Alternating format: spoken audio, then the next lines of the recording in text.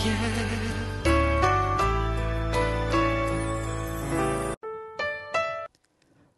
മലയാളികൾക്കിടയിൽ ഒരു പ്രത്യേക പരിചയപ്പെടുത്തേണ്ട ആവശ്യമില്ലാത്ത ഒരു നല്ല സംഘാടകൻ, കലാസാഹിത്യ സാംസ്കാരിക രംഗത്തെ നേതാക്കളിൽ UK മുന്നയിച്ചുകൊണ്ടിരുന്ന ഒരു വ്യക്തി.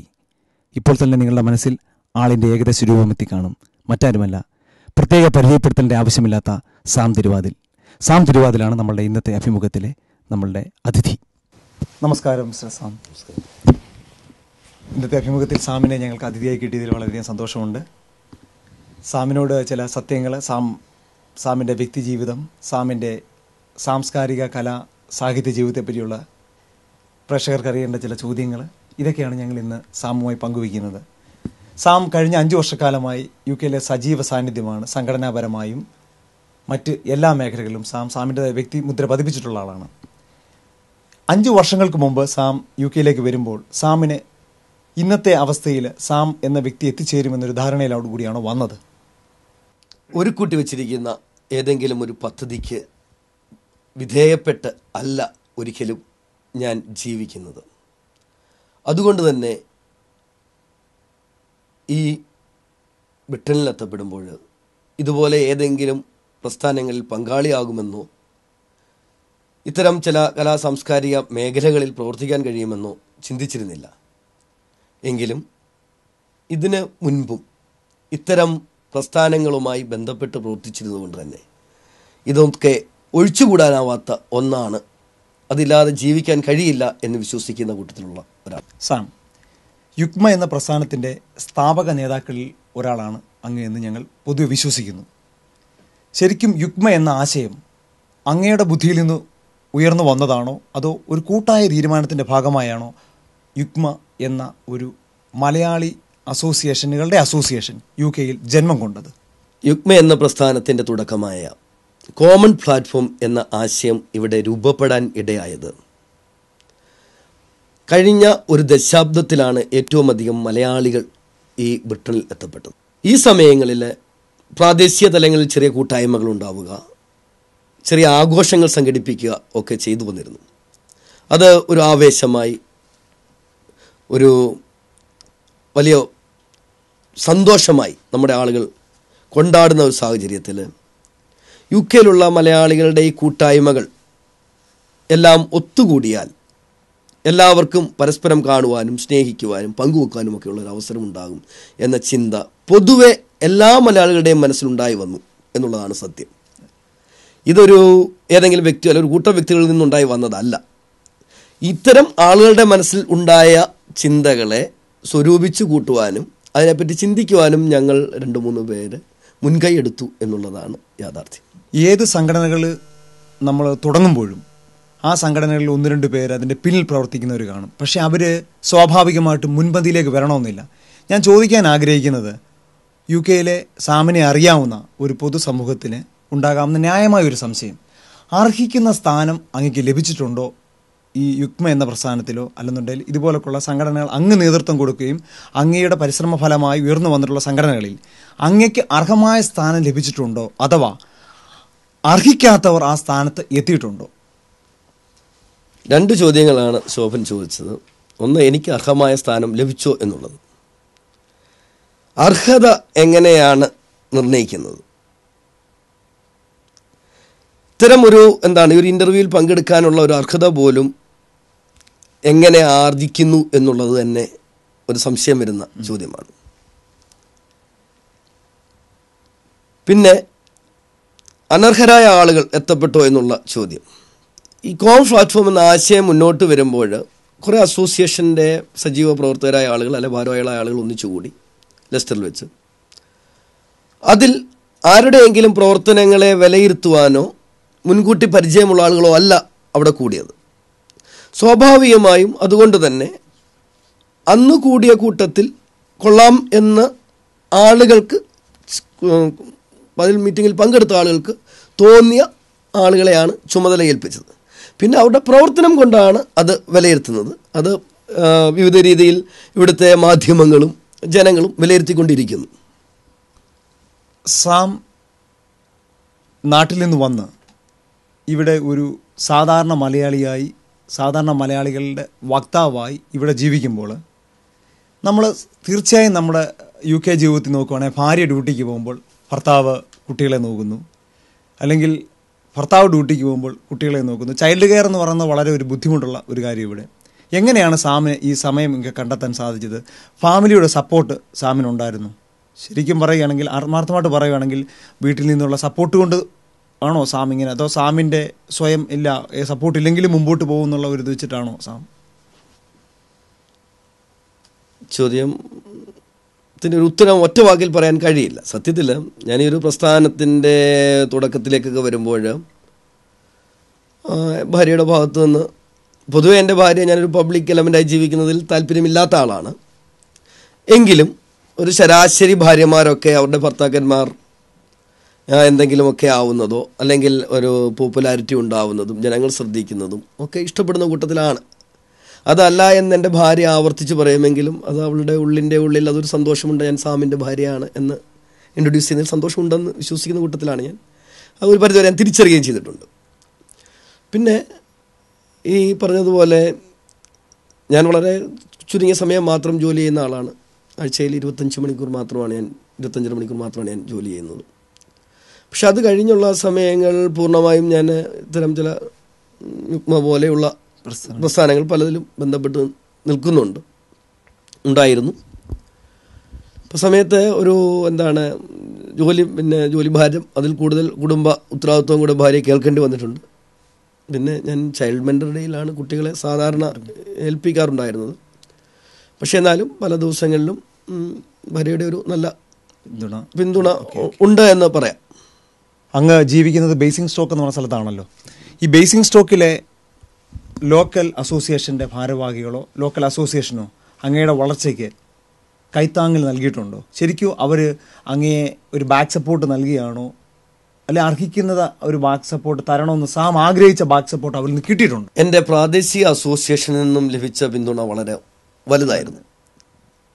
കാരണം റീജിയൻ തല നടന്ന പരിപാടികളിലായാലും നാഷണൽ ലെവലിൽ നടന്ന പരിപാടികളിലായാലും ഏറ്റവും അധികം ആളുകൾ പങ്കെടുത്തത് ബേസിക് സ്റ്റോക്ക് മലയാളി കൾച്ചറൽ അസോസിയേഷനിലാണ്.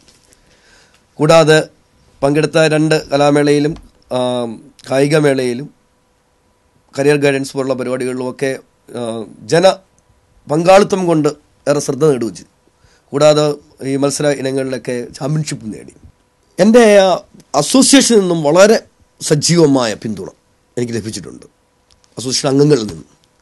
എന്നാൽ അതിനകത്തെ ഒരു വലിയ വിരോധാഭാസം എന്ന് പറയട്ടെ, എനിക്ക് വളരെയേറെ ബന്ധങ്ങൾ, സ്നേഹം എൻ്റെ അസോസിയേഷനിൽ ഓരോ പ്രാവശ്യം വരുന്ന ഭാരവാഹികളുമായിട്ടുമുണ്ട്. പക്ഷെ കഴിഞ്ഞ 2 വർഷങ്ങളിലും എടുത്തു നോക്കുമ്പം ഭാരവാഹികളായിരുന്ന ആളുകൾ എന്തോ യുഗ്മയുടെ ഒരു പൂർണ്ണ പിന്തുണ യുഗ്മയുടെ പ്രവർത്തനങ്ങൾ എനിക്ക് ലഭിച്ചിട്ടില്ല എന്നുള്ളതാണ് സത്യം. യുഗ്മ സ്ഥാപിക്കുമ്പോൾ അതിനൊരു സ്ഥാപക ലക്ഷ്യം അല്ലെങ്കിൽ ഒരു ഉദ്ദേശം ഉണ്ടായിരുന്നു. അത് ഇവിടെ വരെ എത്തിച്ചേരണം, അല്ലെന്നുണ്ടെങ്കിൽ ഇങ്ങനെ ആയിരിക്കണം ഈ സംഘടനയുടെ പ്രവർത്തനം, ഇങ്ങനെ ആയിരിക്കണം ഇതിൻ്റെ ആശയങ്ങൾ, ഇതിൻ്റെ വളർച്ച ഇങ്ങനെ ആയിരിക്കണം എന്നുള്ളത്. ശരിക്കും യുഗ്മയുടെ വളർച്ചയുടെ പോക്ക് ശരിക്കും ഇത് മുകളിലേക്കാണോ അതോ താഴേക്കാണോ? ഒപ്പം വേറൊരു ചോദ്യം കൂടി, സാം തിരുമാതിൽ എന്ന വ്യക്തി UK വിട്ടു പോകുമ്പോൾ യുഗ്മയുടെ ഭാവിയിൽ അത് ഗുണകരമായി ബാധിക്കുമോ ദോഷകരമായി ബാധിക്കുമെന്ന് സ്വയം വിലയിരുത്തുന്നത്? യുഗ്മ സ്ഥാപിക്കുമ്പോൾ ഒരു ലക്ഷ്യം ഉണ്ടോ എന്ന് ചോദിച്ചാൽ, ഒരു ലക്ഷ്യത്തെക്കാൾ ഉപരി ഒത്തുചേരാനുള്ള ഒരു ആവേശമായിരുന്നു യുഗ്മയുടെ സ്ഥാപനവുമായി ബന്ധപ്പെട്ട് ഉണ്ടായത്. ഒത്തുകൂടുമ്പോൾ ഒരു ലക്ഷ്യവും ഉണ്ടായി. ആ ലക്ഷ്യം എന്ന് പറയുന്നത് UK-യിലുള്ള മുഴുവൻ മലയാളികളെയും ഒരു കുടക്കീഴിൽ എത്തിക്കാൻ കഴിയുക, അതുപോലെ കലാകായികപരമായ പരിപാടികൾ നടത്തുക, നേതൃത്വ ഗുണമുള്ള വ്യക്തികൾക്ക് നല്ല വളക്കൂറുള്ള ഒരു മണ്ണ് ഉണ്ടാവുക, കലാപരവും കായികപരവും സാംസ്കാരികവുമായ നമ്മുടെ കുഞ്ഞുങ്ങളുടെയും നമ്മുടെ പുതിയ തലമുറയുടെയും ഒക്കെ കഴിവുകളെ വളർത്തിയെടുക്കുക തുടങ്ങിയ അനേകം ലക്ഷ്യങ്ങൾ രൂപപ്പെട്ടു വന്നു. എന്നാൽ യഥാർത്ഥത്തിൽ യുഗ്മ ആയിരിക്കേണ്ടത് എന്ന് പറയുന്നത് ഇത്തരം കാര്യങ്ങൾ എന്നൊക്കെ പറയുന്നത് ഒരു ഇച്ചിരി ഉപരിവിപ്ലവമായ കാര്യങ്ങളാണ്. ആളുകളുടെ അറ്റൻഷൻ സീക്ക് ചെയ്യാനും യുഗ്മയിലേക്ക് ആളുകളെ കൊണ്ടെത്തിക്കാനും കഴിയുന്ന ഒന്നാണ്. മലയാളികളുടെ കൂട്ടായ്മ എന്ന് പറയുന്നത് കുറേ ചാരിറ്റി വർക്ക് ചെയ്യുക എന്നുള്ളത് വളരെ നല്ലതാണ്. അതിൽ വളരെ ചാരിറ്റി പ്രവർത്തനങ്ങൾ വളരെ താല്പര്യമുള്ള ആളുമാണ് ഞാൻ. അതുണ്ടാവണം. കൂടാതെ ഇത്തരം ഒരു വിപ്ലവമായ ഇത്തരം കായിക പരിപാടികളുണ്ടാവണം. പക്ഷെ അതിലൊക്കെ ഉപരി ഓരോ പ്രവാസി മലയാളികളുടെയും ആളത്വത്തെ വികസിപ്പിച്ചെടുക്കാൻ കഴിയുന്ന, അവർക്ക് ഒരു പുതിയ സംസ്കാരം തന്നെ രൂപപ്പെടുത്തിയെടുക്കാൻ കഴിയുന്ന ഒരു ബൃഹത്തായ പ്രസ്ഥാനമായി യുക്മ മാറണം എന്നുള്ളതാണ് ഞാൻ. സാം, ഒരു ഓൺലൈൻ പത്രത്തിൻ്റെ പത്രാധിപ അംഗങ്ങളിൽ ഒരാളാണ് അങ്ങ്.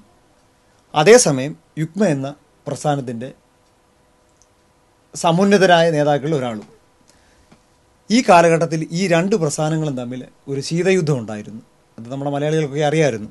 ഈ ശീതയുദ്ധ കാലത്ത് ഇതിൽ രണ്ടിൽ കൂടെ സമരസപ്പെട്ട് അതിൻ്റെ ഭാഗവും ഇതിൻ്റെ ഭാഗവുമായി നിന്ന് അങ്ങൊരു നയതന്ത്രജ്ഞനെ പോലെ കാര്യങ്ങൾ മുമ്പോട്ട് കൊണ്ടുപോയി. എങ്ങനെയായിരുന്നു ഇത് സാധിച്ചത്? പ്രമുഖ ഓൺലൈൻ പത്രത്തിൻ്റെ പത്രാധിപ സമിതിയിൽ ഉണ്ട്. അതേപോലെ തന്നെ യുക്മ നിർവാഹക സമിതി അംഗവുമാണ്. യുക്മയുടെ പ്രവർത്തനങ്ങളുടെ ഒരു മുന്നണി പോരാളിയുമാണ്. ഈ രണ്ട് സംഘങ്ങൾ തമ്മിൽ ശീതമല്ലാത്തതുമായ നിലയിലുള്ള ഒരു അത്ര ആരോഗ്യപരമല്ലാത്ത ഒരു ബന്ധമാണ് നിലനിന്നിരുന്നത്. പക്ഷേ ഇത് രണ്ടാണ്. ഒന്ന് ഒരു മലയാളികളുടെ കൂട്ടായ്മയും അതിൻ്റെ പ്രസ്ഥാനവുമാണ്. മറ്റേതൊരു പത്രമാണ്. പത്രത്തിൻ്റെ ധർമ്മം അനുസരിച്ച്, പത്രപ്രവർത്തന രീതി അനുസരിച്ച് അവരെ വിമർശിക്കാനും തെറ്റുകൾ ചൂണ്ടിക്കാണിക്കുവാനും അതല്ലെങ്കിൽ ജനങ്ങളുടെ പ്രതീക്ഷകൾ എന്ന നിലയിലുമൊക്കെയാണ് അവർ എന്തെങ്കിലും എഴുതുന്നത്. അതിനെ ആ നിലയിലാണ് ഞാൻ കാണുന്നത്. അതുകൊണ്ട് തന്നെ എനിക്കതിലൊരു അസഹിഷ്ണുത ഒരിക്കൽ പോലും തോന്നിയിട്ടില്ല. ഞാനത് ആ പത്രത്തിൻ്റെ ഒരു പത്രാധിപ സമിതിയിലുള്ള ആൾ എന്ന നിലയിലല്ല. യുക്മയിൽ പ്രവർത്തിക്കുന്നത് സംഘടനാപരമായ പ്രവർത്തനമാണ്. ഇതിന് രണ്ടിനെയും രണ്ടായി തന്നെ കാണുന്നു. ഒരിക്കലും ഞാൻ ഇത് തമ്മിൽ ബന്ധിപ്പിക്കുവാനോ ഇതിനെ തമ്മിൽ ഉള്ള ചില പ്രയാസങ്ങൾ ഇല്ലാതാക്കി തീർക്കുവാനുള്ള ശ്രമങ്ങളോ ഒന്നും തന്നെ നടത്തിയിട്ടില്ല. ഒരുപക്ഷെ അത് ചെയ്യാതിരിക്കുന്നത് കൊണ്ട് തന്നെയാണ് എനിക്ക് രണ്ടിലും പ്രവർത്തിക്കാൻ കഴിയുന്നത് എന്ന്. സംഘടനകളോ വ്യക്തികളോ ഇത്രയും കാലയളവിൽ അങ്ങേ ബോധപൂർവമോ അല്ലാതെയോ വേദനിപ്പിച്ചിട്ടുണ്ടോ? അല്ലെങ്കിൽ ഏതെങ്കിലും സംഘടനകളുടെ ആരോപണങ്ങൾക്ക് അങ്ങ് വിധേയനായിട്ടുണ്ടോ? സംഘടനയോ വ്യക്തികളോ എന്നെ വേദനിപ്പിച്ചിട്ടുണ്ടോ എന്ന ചോദ്യം, നമ്മൾ എവിടെ ജീവിച്ചാലും വേദനിക്കൽ എന്ന രണ്ട് അവസ്ഥ ഉണ്ടാവുന്നതാണ്. അത് കുടുംബജീവിതത്തിലുണ്ട്, സാമൂഹ്യ ബന്ധങ്ങളിലുണ്ട്. എന്നാൽ അത്തരം വിഷയങ്ങളെ ഞാൻ അതിൻ്റെ തലത്തിൽ മാത്രമേ കണ്ടിട്ടുള്ളൂ. ചില കാര്യങ്ങളിൽ ചെറിയ പ്രയാസങ്ങൾ തോന്നിയിട്ടുണ്ട്. ചില വ്യക്തികളുടെ ഒരു ഘടന, ശൈലി, പെരുമാറ്റ രീതി ഒക്കെ ചില സമയത്ത് നമുക്കൊരു ചെറിയ വേദന മനസ്സിൽ തോന്നിയിട്ടുണ്ട്. പക്ഷെ അവരുമായിട്ടുള്ള വ്യക്തിബന്ധം എൻ്റേത് ഒരിക്കലും നിന്നുപോയിട്ടില്ല. പകരം അവരെന്നെ സ്നേഹിക്കുന്നുവെന്നും ഞാൻ അവരെ സ്നേഹിക്കുന്നു ചെയ്യുന്നുണ്ട്. ചോദിക്കാൻ ആഗ്രഹിക്കുന്നത്, സാം കലാസാഹിത്യ രംഗങ്ങളിൽ ഇവിടെ സാമിൻ്റെതായ ചില ഉത്തരവാദിത്തങ്ങൾ അല്ലെന്നുണ്ടെങ്കിൽ സാമിൻ്റെതായ ചില വ്യക്തിമുദ്രകൾ പതിപ്പിച്ചിട്ടുണ്ട്. അതിലൊരു പ്രധാനപ്പെട്ട സംഭവമാണ് സാം ബേസിംഗ് സ്റ്റോക്ക് കലാസമിതി എന്ന ഒരു നാടക പ്രസ്ഥാനം ആരംഭിച്ചത്.